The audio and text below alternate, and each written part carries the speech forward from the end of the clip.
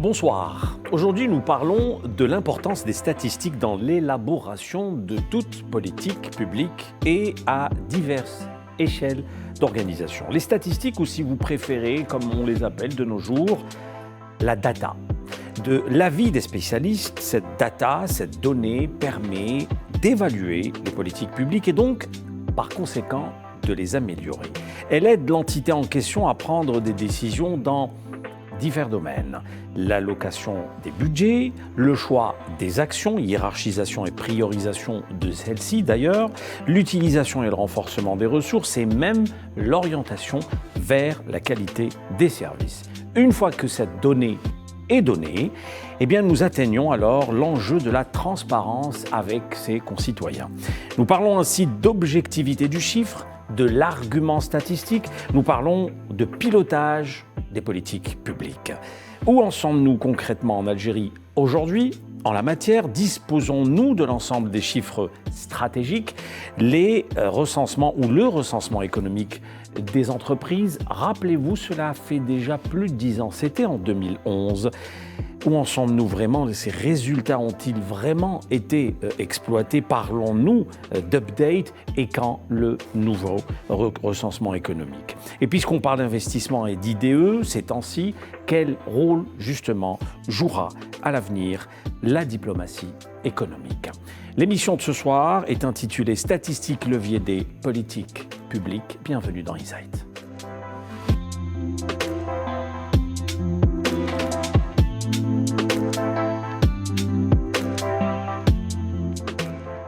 Voici notre plateau ce soir pour en parler. Azdine Belkacem Nasser, professeur des universités. Bonsoir. Bonsoir. Merci d'être avec nous. C'est moi qui vous remercie. Mohamed Bouchakour, professeur d'université à l'École des hautes études commerciales, également président de Eval DZ, association pour la promotion de l'évaluation. Merci d'avoir accepté notre invitation, monsieur Bouchakour, et bonsoir. Merci, bonsoir. Et puis Nourdine Azouz, consultant permanent d'émission. Nourdine, toujours un plaisir. Bonsoir. Alors, les statistiques ont toujours été placées au cœur de la prise de décision politique. Est-ce toujours le cas? Et parlons de l'Algérie de ce soir.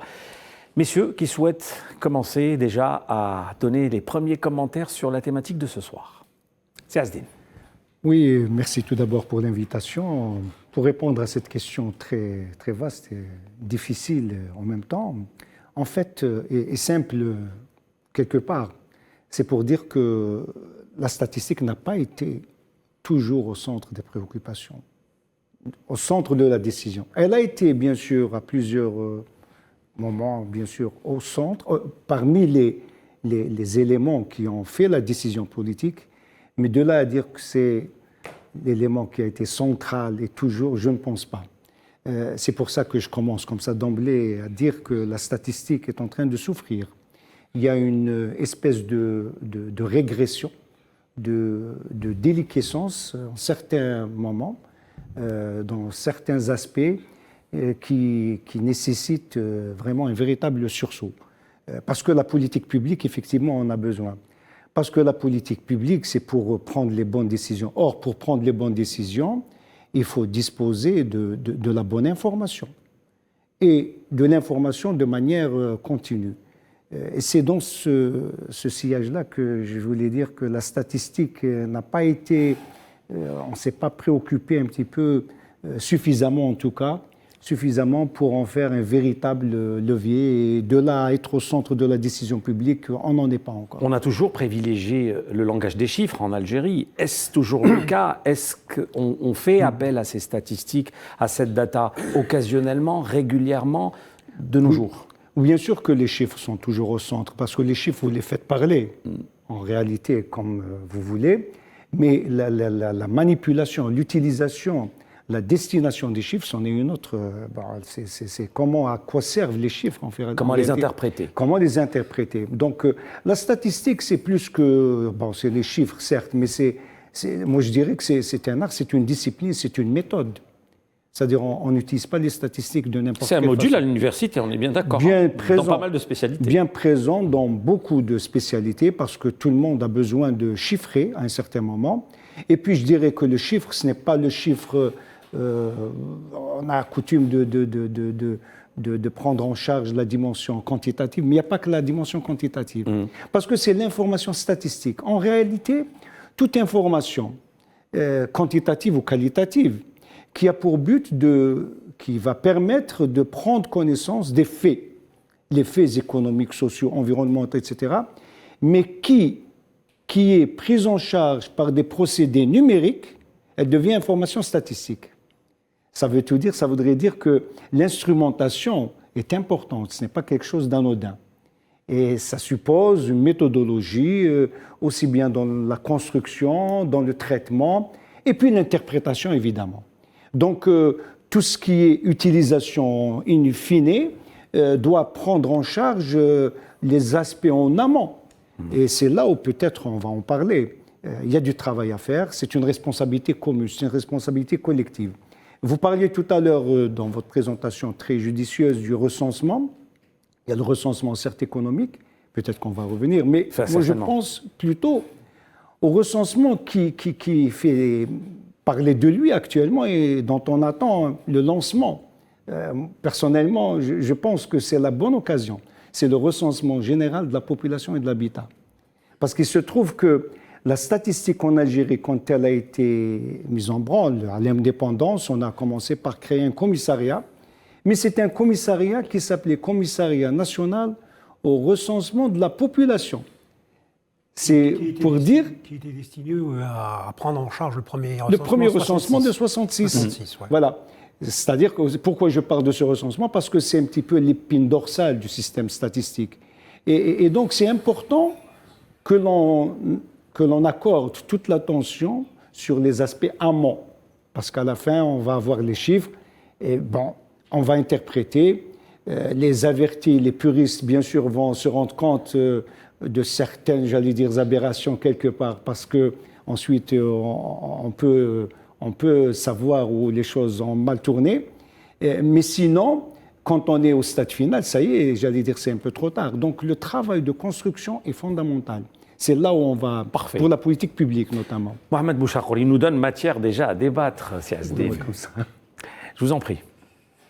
Bon, la question que vous avez posée met en relation le processus de prise de décision politique. On entend par là les décisions en matière de politique économique, de politique publique, et la place de la donnée statistique.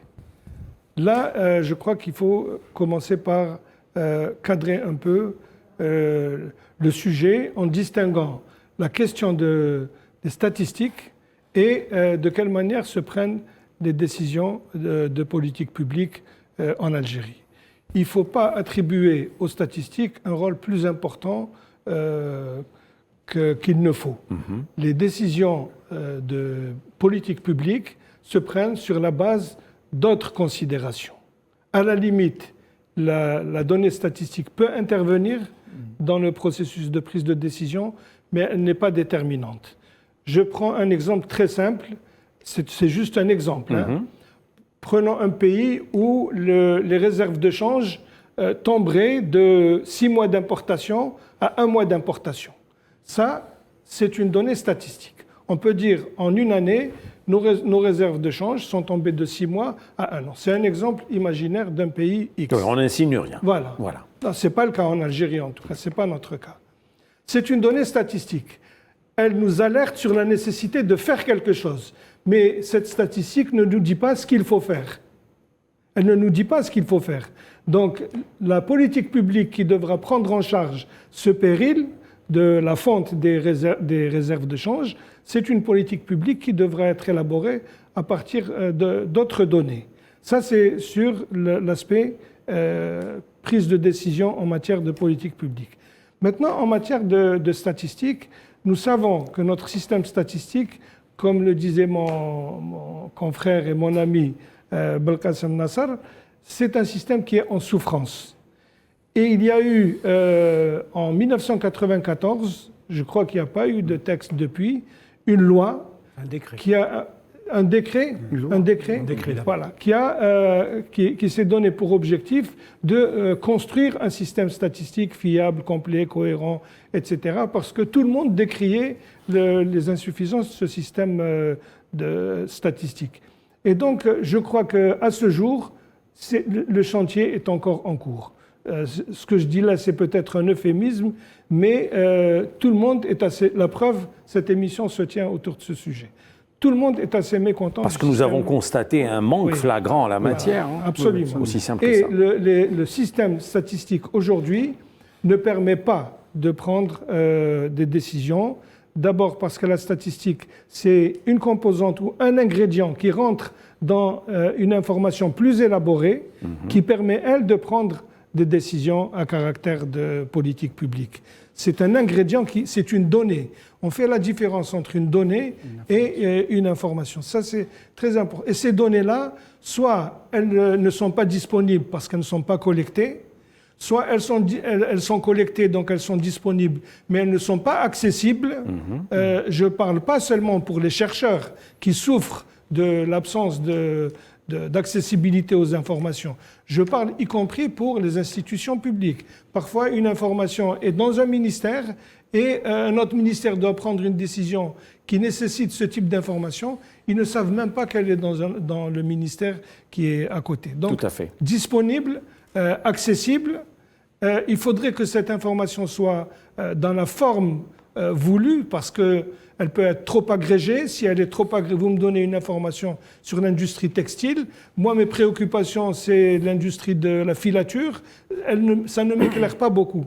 Donc, il faut qu'elle soit adaptée et il faut également qu'elle soit une information statistique juste et exacte, c'est-à-dire son processus de collecte a été mené selon les règles de l'art, mais également, elle n'a pas été maquillée parce qu'à un moment donné, ça a pu gêner des responsables. On a gonflé ou diminué ce chiffre en disant c'est un chiffre politique. Vous voyez, en plus, je termine sur ce point, c'est très important de faire la différence dans l'utilisation d'une statistique entre l'utilisation de cette statistique dans le contenu réel qu'elle reflète et la perception de cette donnée statistique. Souvent, quand on utilise une donnée statistique, on utilise la perception qu'on a sur cette donnée statistique. On peut dire, comme disait mon ami Belkacem Nasser, tout et n'importe quoi à des chiffres. Faire parler les chiffres. Faire parler les chiffres, donc on peut leur faire dire ce qu'on veut, à la limite. Très bien. Deux belles entrées en matière pour le sujet du jour. Nodenazouz. Très intéressant à faire sur la base de ce que viennent de dire nos invités. D'abord, il faut rappeler que la statistique en Algérie a une histoire. Si Belkacem a parlé de 64, création de l'ancêtre de l'ONS, de l'Office national des statistiques, sous la forme d'un commissariat chargé, justement, rappelle-t-on, du premier recensement de la population en 66. Le commissariat a changé encore de configuration en 71 parce que les pouvoirs publics et les autorités de l'époque se sont sentis dans l'obligation de s'informer davantage sur le fonctionnement et l'activité du pays. Ça a donné le commissariat pour le recensement et les activités statistiques. Voilà, très bien. Ensuite, on a passé toute la décennie 70, qui est considérée, selon moi, comme l'âge d'or de statistiques. Et là, on peut reprendre le débat. Est-ce que les statistiques servent à quelque chose? Oui, elles servent à quelque chose. Elles servent d'abord... c'est un outil d'information. Et l'information est importante pour les choix à prendre en termes de politique publique et de la façon de gérer le pays au quotidiennement, mais aussi en prospective, parce que c'est ça le plus important. Ensuite, donc, après les années 70, vous avez 82... et la création de l'ONS. L'Office national des statistiques. L'Office national des statistiques qui s'est chargé jusqu'à récemment pratiquement de produire de l'information et de la statistique sur la vie du pays en général. Pourquoi il faut insister sur l'histoire de la statistique? Parce que à la fin des années 80, il s'est passé quelque chose qu'on peut qualifier d'effondrement du système d'information des statistiques. On n'était plus dans les schémas et dans les figurations et dans les modèles des années 60, 70 et 80 et on s'est retrouvé en quoi on parle aujourd'hui. C'est-à-dire il y a une difficulté à accéder à l'information et une difficulté à vérifier l'information et à ce qu'elle soit justement outil ou, si vous voulez, un produit à débat sur le plan politique économique, parce que c'est ça en fait. Si vous êtes ministre, si vous êtes chef de parti politique, vous avez besoin de l'information pour savoir qu'est-ce qu'il faut faire dans tel secteur ou dans un autre. Que faut-il proposer? Absolument. Je terminerai solution sur deux aspects qui sont d'actualité. Le premier, on l'a plus ou moins bien géré, mais je me rappelle qu'on a eu des difficultés sur le système de la santé à l'arrivée du Covid. Et on s'est retrouvé avec des problèmes énormes pour l'acquisition de concentrateurs parce qu'au niveau des centres de soins et des hôpitaux, on n'avait pas l'information nécessaire. Et on s'est retrouvé dans des polémiques qui ont davantage gêné l'action publique pour la prise en charge du Covid. Aujourd'hui, on va vers les subventions ciblées. Si vous n'avez pas une information de qualité et fiable, comment vous allez pouvoir cibler les couches vulnérables et faire en sorte que les tricheurs seront hors jeu et que les gens qui ont besoin d'une aide de l'État la perçoivent réellement. Voilà en gros. Voilà. Parfait. Alors, on se pose la question aussi, qui donne cette statistique? Qui doit nous délivrer cette information? On pense à l'OMS, on vient d'en parler, des organismes habilités comme la douane, avec leur CNIS, on se rappelle, qui donnait régulièrement des chiffres d'import, export, etc. Qui donne l'information en Algérie? En fait, c'est tout le monde, parce que là, on fait allusion au SNIS. En fait, il faut revenir à ce qu'on appelle le SNIS, le Système national d'information statistique, qui a une approche systémique, donc qui est là pour définir un petit peu les droits et obligations, les grands principes tout d'abord, structurants, mais aussi surtout définir qui est producteur, qui est utilisateur. En termes de production, c'est un panel très large, hein, parce qu'on a coutume de mettre le doigt sur l'ONS. L'ONS, c'est le cœur battant, c'est le pivot, certes, mais il y a tous les autres, c'est-à-dire toutes les administrations produisent, tous les organismes, toutes les entreprises, bien sûr les douanes, des institutions spécialisées parce qu'elles sont mises en exergue par rapport à la sensibilité de l'information, la Banque d'Algérie, le système financier dans son ensemble. C'est tout le monde qui produit, sauf que chacun a son rôle et il faut orchestrer tout ça au sein du système. La troisième composante pour pouvoir le faire justement s'appelle le Conseil national de la statistique qui vient d'être réactivé tout récemment. J'en suis membre, j'allais dire... c'est bon de le savoir. Hein. Oui. Bon, parce que là... Personnellement, je ne le savais pas, je le découvre en même temps, donc c'est une belle surprise. Oui. En fait, parce que j'ai fait partie du... Il n'y a pas de création récente, c'est voilà. En fait, le CNS a été créé en 1997. C'est ça.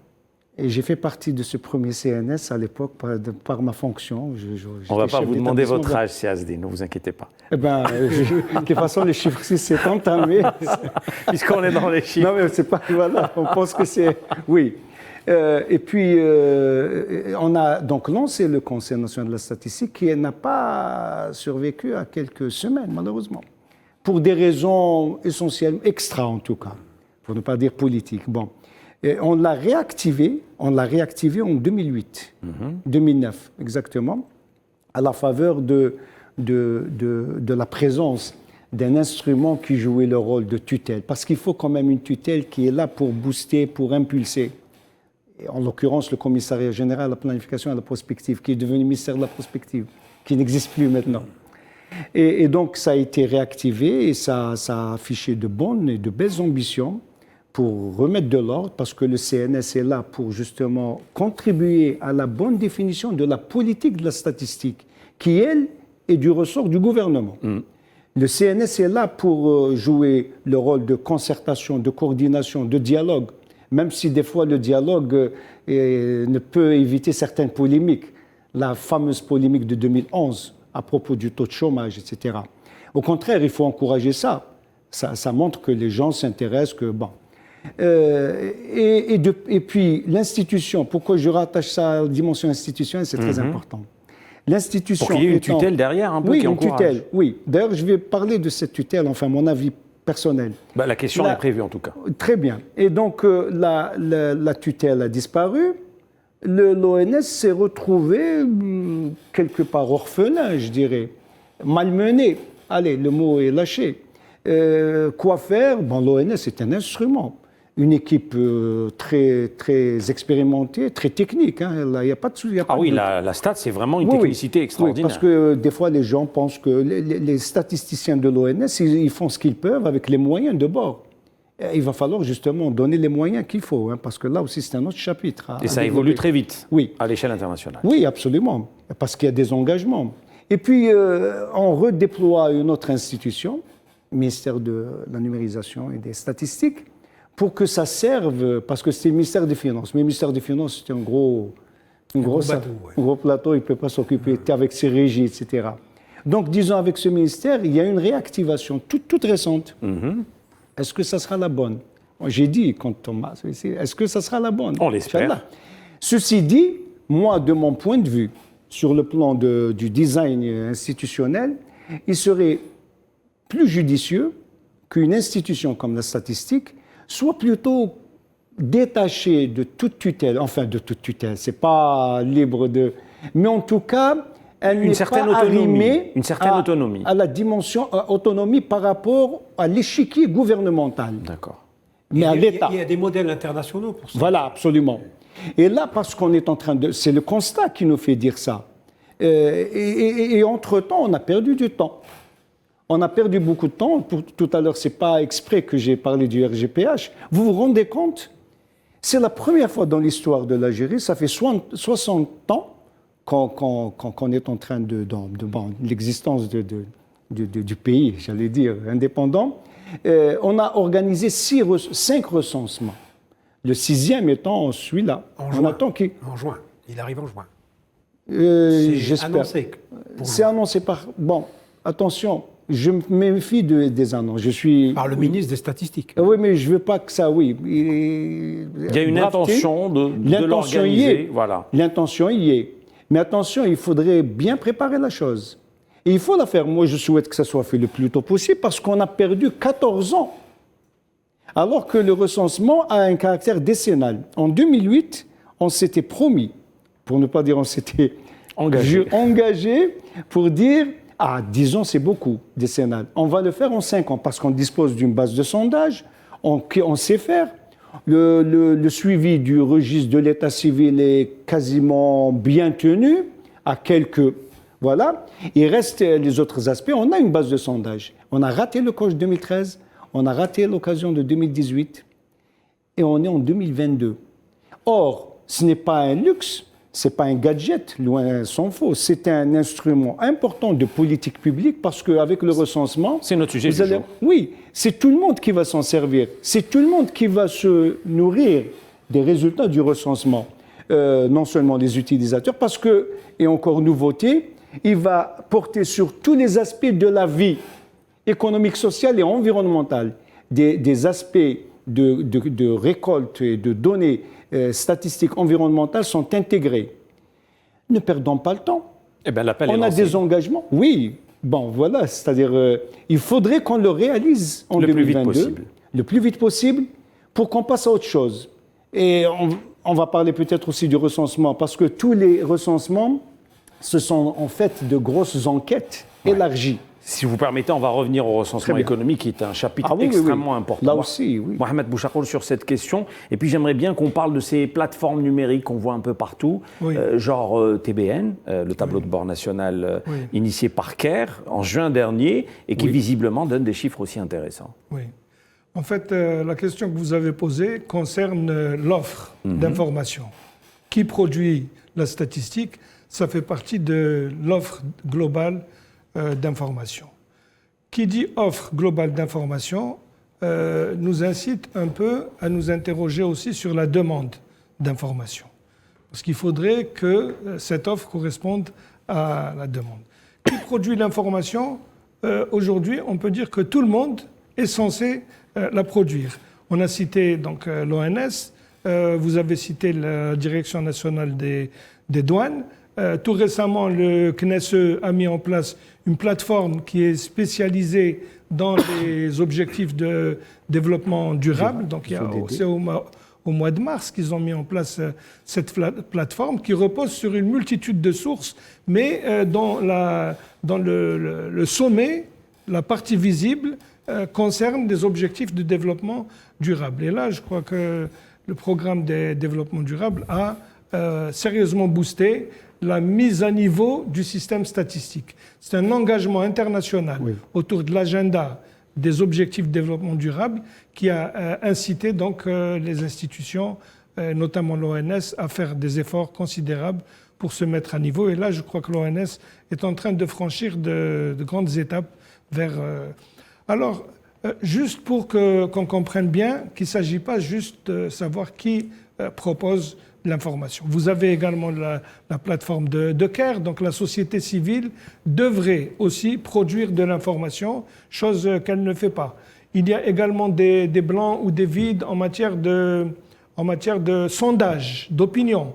On veut savoir de quelle manière les citoyens algériens ou les ménages appréhendent le passage d'un système de subvention par les prix on fait un sondage pour avoir une idée, ça peut Comme éclairer. Ça se fait dans les pays développés, il y a des sondages d'opinion. Absolument, Oui, voilà. voilà. Des sondages, les instituts de sondage devraient pouvoir se développer. En 2009, si je ne me trompe pas, il y a eu une étude assez intéressante. Ce n'était pas une étude considérable, qui a été financée par la coopération allemande, la GIZ, sur le système d'offres et de demande d'information. Et les conclusions sont surprenantes. Il y a toute une partie de l'offre d'information qui est pléthorique et qui ne trouve pas d'honneur, qui n'est demandée par personne. Donc là, c'est un gâchis. C'est comme le pain qu'on jette à la poubelle. Il faut restructurer tout ça.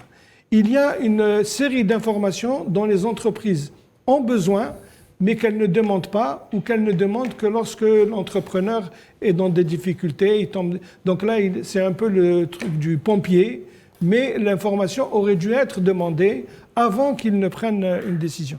Donc il y a des informations que les entreprises ont besoin, dont les entreprises ont besoin, mais que personne ne produit. Et puis il y a des informations à caractère pléthorique, que tout le monde produit. Vous allez sur le site de la CACI, vous allez sur le site du ministère, vous trouvez beaucoup d'informations sur la réglementation. Dès qu'il y a une loi, tout le monde, ça devient une information pléthorique qu'on trouve partout. Donc l'idéal, ça serait de partir des besoins des entreprises, parce qu'il n'y a pas que les pouvoirs publics qui doivent prendre des décisions sur les politiques publiques. Les entreprises doivent pouvoir prendre des décisions et c'est très important de faire ce matching entre l'offre et la demande. Ça, je crois que c'est important. Tout à fait. Nordin Azouz ? Oui, pour répondre à votre question, en fait, c'est tous les acteurs de la vie socio-économique qui doivent produire de l'information. Oui. C'est très important. Le maire qui est dans le pays profond et dans le territoire profond national doit fournir de l'information sur le fonctionnement de sa collectivité, sur les biens de sa collectivité, sur sa population, sur le type d'activité économique. Le chercheur à l'université est en situation de produire de l'information parce qu'il travaille sur un matériau qui va servir plus tard peut-être à la gestion de la chose publique, pour utiliser un terme générique. Le chef d'entreprise doit produire de l'information parce que, et là on est en situation d'aberration.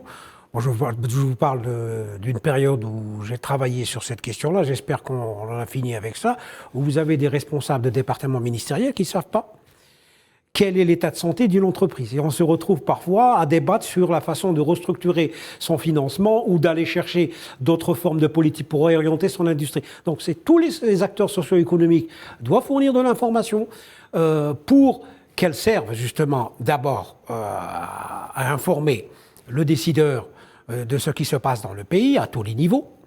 On parle de l'école, on parle de la santé, on parle de toutes les activités qui nous concernent aujourd'hui.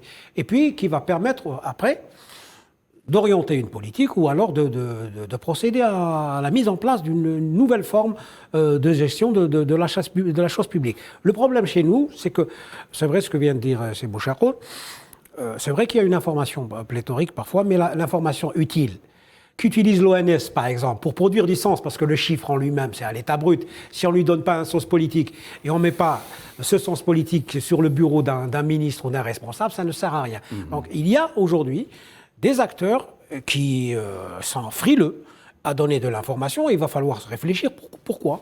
Par exemple, un chef d'entreprise ne donne pas, à la fin de l'exercice, l'état des chiffres qui concernent l'activité de son entreprise, de son effectif, etc. Donc, et le fait qu'on soit dans cette frilosité-là, et encore j'utilise un euphémisme, c'est à l'origine des problématiques qu'on est en train de débattre aujourd'hui et de la difficulté aujourd'hui à produire une politique qui soit en adéquation avec les bouleversements, parce que le corps social et le corps socio-économique changent à vitesse grand V. Et on peut multiplier à l'envi les exemples. Je m'arrêterai sur une question, par exemple, sur le logement. On est en train de bétonner, il faut le dire, des terres extrêmement utiles pour l'agriculture et pour notre sécurité, alors que souvent quand vous discutez, je parle des responsables middle ou à la base, vous dites, bon, on nous a demandé de construire et c'est tout. Mais pourquoi vous avez construit? Est-ce que ça répond à un véritable besoin? Est-ce que ça ne crée pas une bulle? Est-ce que ça ne va pas accentuer ou encourager la spéculation?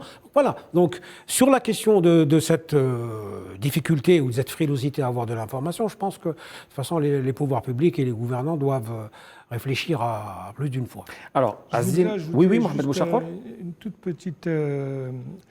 un exemple très concret. Un exemple très concret. Aujourd'hui, on parle de création d'emplois pour les jeunes. Hein. C'est une question fondamentale et brûlante.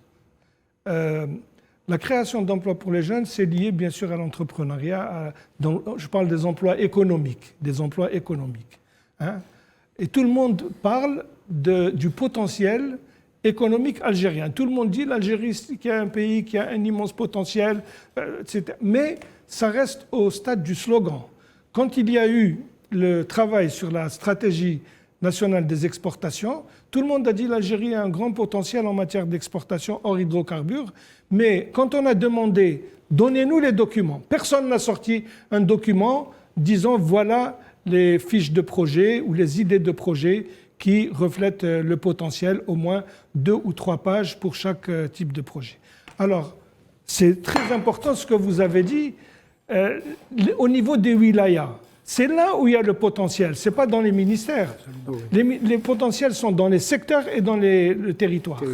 Alors, les walis pourraient, ou devraient, j'en sais rien, élaborer chacun un portefeuille d'idées de projets, parce que c'est là où il y a les meilleures idées de projets pour l'entrepreneuriat. Et au lieu d'avoir des listes négatives au niveau de l'ANDE, l'ANSEJ, pour dire là c'est saturé, le transport c'est saturé, les boulangeries c'est saturé, choisissez autre chose, avec le partenariat entre l'ANDE, donc ex-ANSEJ, et les walis, il y aurait un portefeuille d'idées de projets, on inverse la démarche et on propose aux jeunes des projets qui permettent de valoriser le potentiel local, communal, dans chaque secteur. Et là, on pourrait, à ce moment-là, avoir une source d'information très précieuse pour impulser la croissance. Un véritable tableau de bord. Absolument. Alors, Azim Belkacem Nasser, vous avez tout à l'heure parlé du recensement général de la population. Là, on va parler précisément du recensement économique. Il date de 2011. Là, on est en 2022, donc ça fait 11 ans. Est-ce que réellement les résultats qu'on a obtenus il y a 11 ans de cela, aujourd'hui, on a pu vraiment s'en servir bien comme il faut, correctement? Je m'entends répondre à la question, en fait, parce que là, c'est toujours le leitmotiv. On commence quelque chose et puis on oublie. En 2011, effectivement, le recensement général économique, qui s'appelait autrefois l'enquête de l'industrie approfondie. C'était l'appellation, et puis on a pensé plus large. Et c'était bien pensé. Ça a été mené tambour battant. Ça a permis quand même de mettre à jour les répertoires, les fichiers. Ça a touché l'ensemble des actifs, mis à part l'agriculture, mis à part certaines professions, c'est-à-dire tout ce qui a trait aux marchands ambulants. Disons que ceux qui n'ont pas de siège fixe, ils sont reconnus, ils ont un registre de commerce, mais parce qu'on n'a pas idée à les localiser, donc ils n'ont pas été touchés.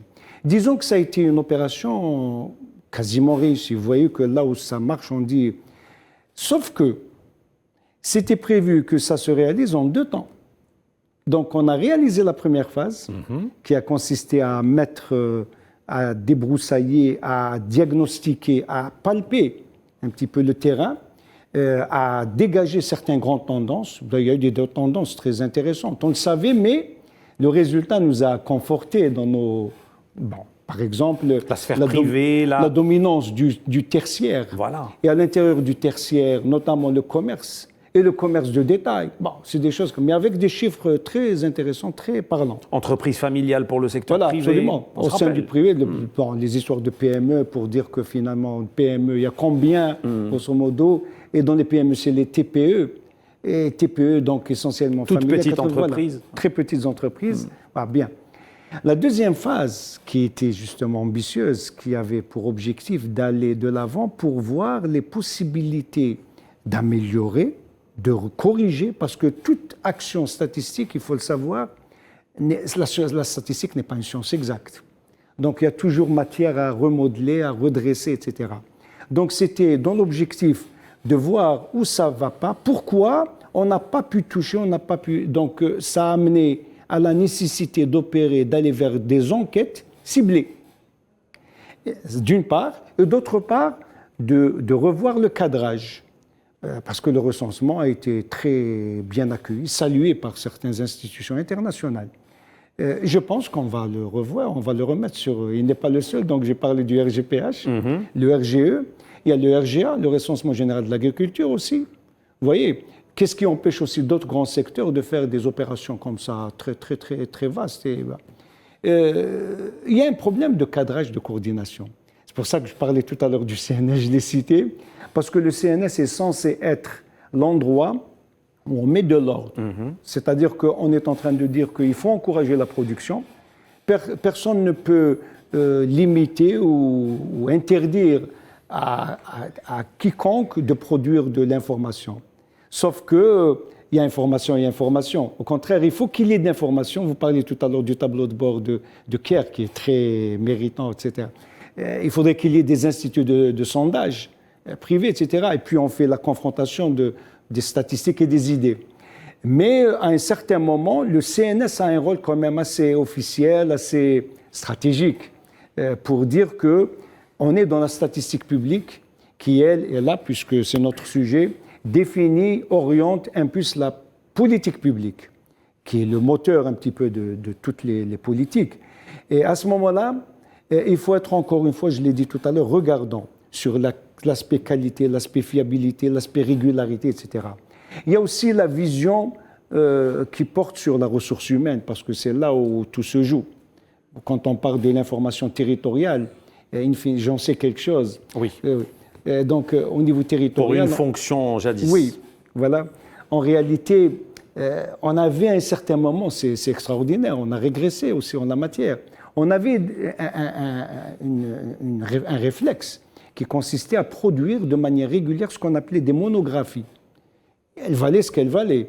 Mais en tout cas, elles ont le mérite d'exister. C'est ça. Et puis bon, il n'y a plus de monographies. Je pense qu'au niveau wilayal, c'est autre chose. Il y avait une instance qui coordonnait. Elle n'existe plus aussi, hein, attention. Je pense qu'il faut redéfinir l'outil et la première ressource qui est la ressource humaine, de façon à ce que peut-être, c'est une idée qui est en train de faire son bonhomme de chemin, peut-être qu'il va y avoir nécessité à ce qu'il y ait des monsieur ou madame statistiques un peu partout au niveau national, mais qui soient rattachés. Bon, je ne vais pas faire de l'administratif. Rattachés au Conseil national? Non, pas le Conseil, parce que le Conseil, c'est un organe de concertation, quoique ces délibérations méritent qu'on leur donne force de loi. Il ne faudrait pas que ça soit... Mais rattachés à l'ONS, comme c'est un peu le schéma un peu partout dans le monde. Un rattachement pas forcément organique, mais un rattachement technico-fonctionnel, de façon à s'assurer que... Il y ait de la coordination. La coordination, et tout le monde respecte la méthodologie, la façon de construire l'indice, de le mesurer, de le redresser, etc. Il y a un savoir-faire quand même. Exact. C'est très important sur cet aspect-là. Alors, pour le recensement économique des entreprises, Mohamed Bouchakrour? Oui, le recensement économique des entreprises, c'est très important, mais ce qui est encore peut-être plus important... S'il y a des points intéressants sur lesquels vous souhaitez rebondir, que vient de dire Seazdi, n'hésitez pas, bien sûr. Non, M. Belkacem Nasser maîtrise son sujet parfaitement. Je ne me permettrai pas de rectifier quoi que ce soit. Je peux apporter des compléments en fonction de ce que je sais, de mon vécu, de mon parcours. C'est que le recensement des entreprises oui, mais c'est insuffisant. Ce qui serait nécessaire, c'est un diagnostic du secteur de l'entrepreneuriat. On parle du secteur de l'hydraulique, du secteur de l'éducation. Le secteur de l'entrepreneuriat, c'est un domaine qui mériterait un diagnostic. Parce que c'est lui qui crée vraiment la richesse et l'emploi. Un diagnostic, pas un recensement. Parce qu'un recensement, c'est des chiffres. Mais on peut s'appuyer sur ce recensement pour établir un diagnostic de la situation de ce secteur. Et je crois que les recensements sont toujours très intéressants. C'est une source d'information, c'est une source de données pour produire l'information utile. Ce n'est pas une source d'information, c'est une source de données, tout simplement. Alors, juste une remarque sur le fait que les recensements ne sont pas toujours exploités de manière pertinente. C'est une masse d'informations. Tout le monde est pressé de connaître les résultats. Il y a eu une synthèse sur le dernier recensement 2011, une synthèse. Tout le monde attendait le détail. Oui. Ensuite, tout le monde se désintéresse et personne n'exploite. Même quand on diffuse, les gens n'exploitent pas. Je vous donne un exemple. En 2016,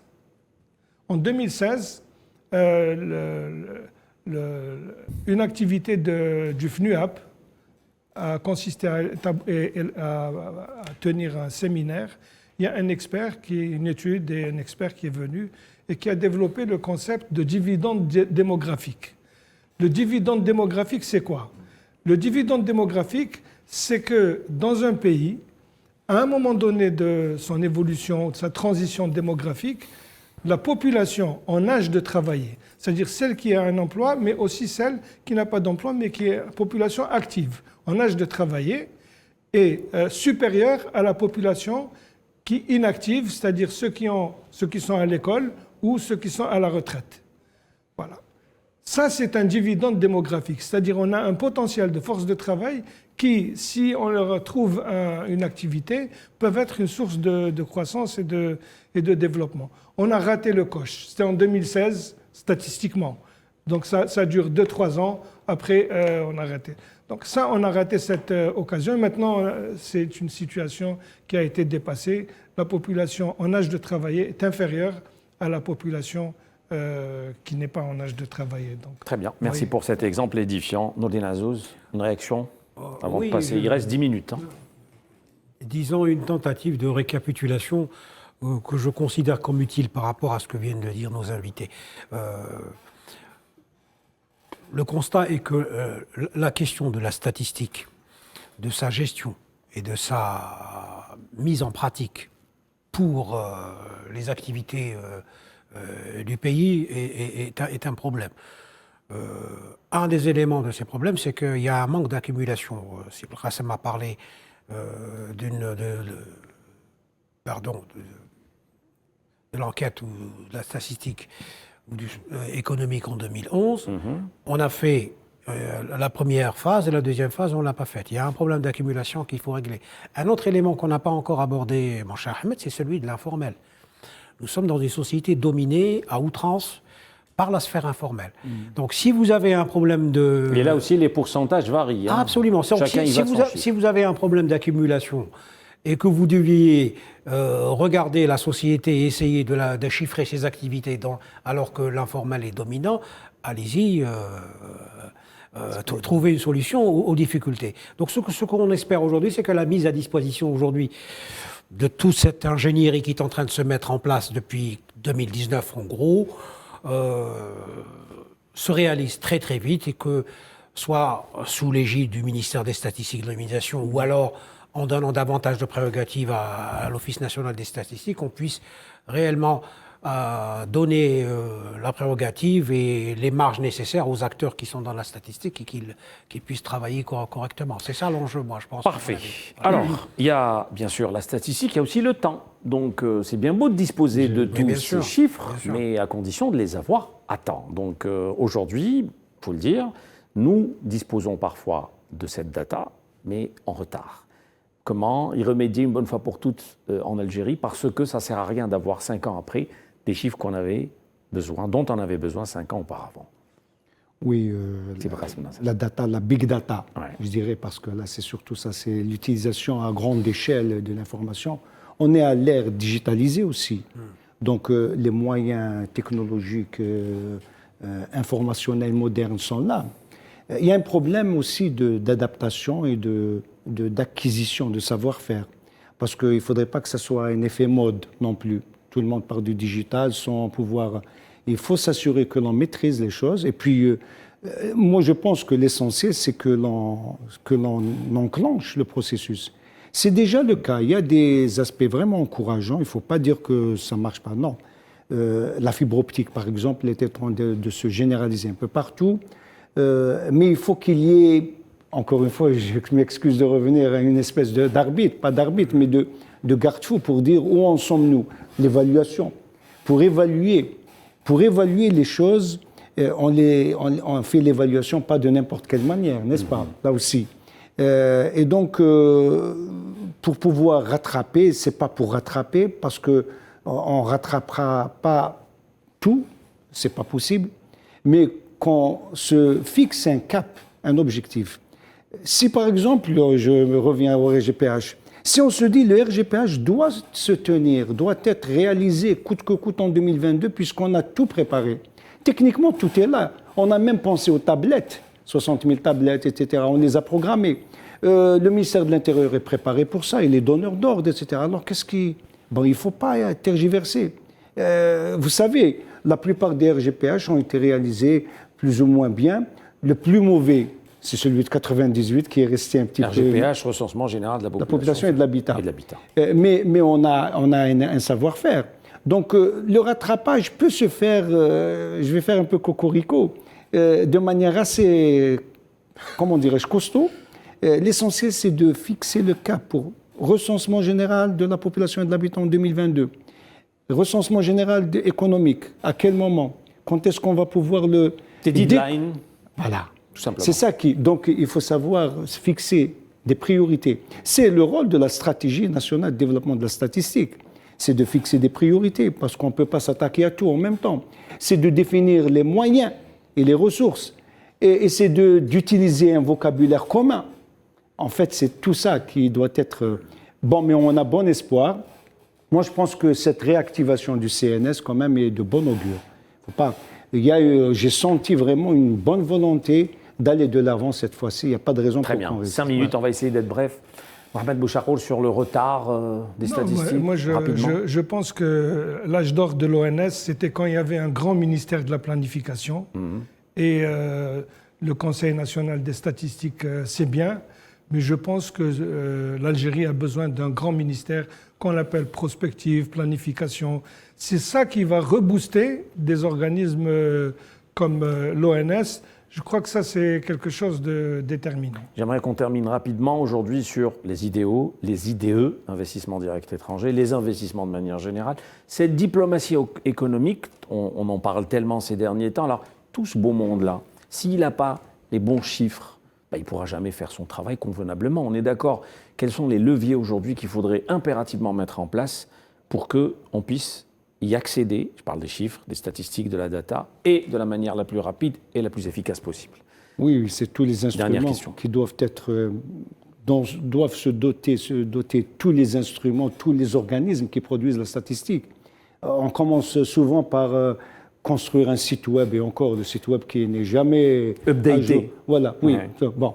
Mais c'est pour l'alimenter, le nourrir adéquatement. En réalité, on n'arrive pas à mettre les chiffres, etc., parce que le problème de fond, c'est la production. En fait, quand on dit production de chiffres, derrière et en filigrane, c'est la production tout court. Parce que quand vous n'avez pas quelque chose à produire, vous n'allez pas indéfiniment aller jusqu'à construire ou inventer des chiffres. Donc la problématique, elle est là, et notamment, je pense à l'IDE. Les IDE sont maigrichants parce que, tout simplement, l'attractivité se pose avec acuité. Justement, on attend la prochaine adoption, Inch'Allah, de la loi sur l'investissement. Mais entendons-nous bien, parce que les expériences, il faut savoir tirer leçon. C'est ça. On oublie vite. On a eu des lois, on a eu des codes, etc. Le problème, c'est qu'il ne suffit pas d'avoir un cadre réglementaire qui soit salué, qui soit, etc. Il faudrait qu'il soit mené à bon terme, sur le terrain. applicable. Et pour qu'il le soit, il faut une batterie de textes. Les gens qui font dans ce qu'on appelle la légistique, qui produisent les textes, doivent préparer tout cet arsenal pour ne pas... Ça s'appelle de la rater le coup. légistique. Oui, ça s'appelle la légistique, c'est-à-dire l'art d'écrire. D'accord. Ben, j'apprends un nouveau terme aujourd'hui. Repas. Mohamed Boucharkour. Pour ce qui est des IDE, de la diplomatie économique, je crois que c'est un problème plus large que la disponibilité de statistiques. Les investisseurs étrangers ne s'attachent pas à des données statistiques. Ils ont leurs propres critères, ils ont leurs propres sources d'information et leur propre processus de décision, parmi lesquels, bien sûr, l'attractivité, la sécurité de leurs investissements, etc. Donc là, je crois que la diplomatie économique, c'est un sujet qui est aujourd'hui sur la table et qui est une pièce maîtresse, pour ne pas dire un poste avancé, de tout un dispositif national qui doit œuvrer à la promotion des exportations et à la promotion de l'attraction des IDE. Ce n'est pas juste le ministère des Affaires étrangères, parce que si les autres institutions ne suivent pas, c'est très contre-productif. Quand on demande à des ambassades de jouer un rôle dans la promotion du potentiel. Donc là, on revient. Vous faites la promotion de votre potentiel d'investissement. De votre économie. Oui, on vous demande de donnez-nous les portefeuilles de projets. Il ne faut pas que ce soit des fiches comme ça élaborées au petit bonheur la chance. Et qu'on donne un an après, surtout. Oui, les fiches élaborées comme ça au petit bonheur la chance, ça ne marche pas. Parce que quand les investisseurs font des études un peu plus approfondies, ils constatent que ça manque de crédibilité. Donc voilà, donc moi je pense qu'on a abordé aujourd'hui la question statistique, mais c'est un problème plus large qui concerne l'information utile. Et quand j'ai cité la nécessité d'un ministère de la planification, c'est en liaison avec un grand besoin d'une politique publique, qui est celle de l'intelligence économique. La veille, la collecte de l'information, son traitement et sa diffusion. La protection de cette information, aujourd'hui, la plupart de nos institutions, de nos administrations, c'est des passoires. Les informations sont fuitées n'importe comment, elles ne sont pas protégées, les outils et les outils et les compétences ne sont pas protégés et il est fait très mauvais usage de ces informations en matière d'influence et de promotion. Donc c'est ça les trois piliers de l'intelligence. Ça donne du sens. C'est ça qui donne du sens à la politique en matière de statistiques. Et c'est vraiment déjà dommage d'avoir des chiffres aussi utiles et de ne pas faire bon usage. Voilà. Merci beaucoup, messieurs. Je rappelle Mohamed Boucharkour, président de EVAL DZ, Association pour la promotion de l'évaluation, également professeur à l'École des hautes études commerciales. Azdine Belkacem Nasser, professeur des universités. Merci d'avoir accepté notre invitation. Messieurs, ce fut un plaisir et un honneur de vous recevoir. Tout plaisir pour nous. Merci beaucoup. Et merci Nordine Azouz. Merci à vous et merci à nos invités. À la semaine prochaine. Excellente suite des programmes sur Al 24 News. Bonsoir.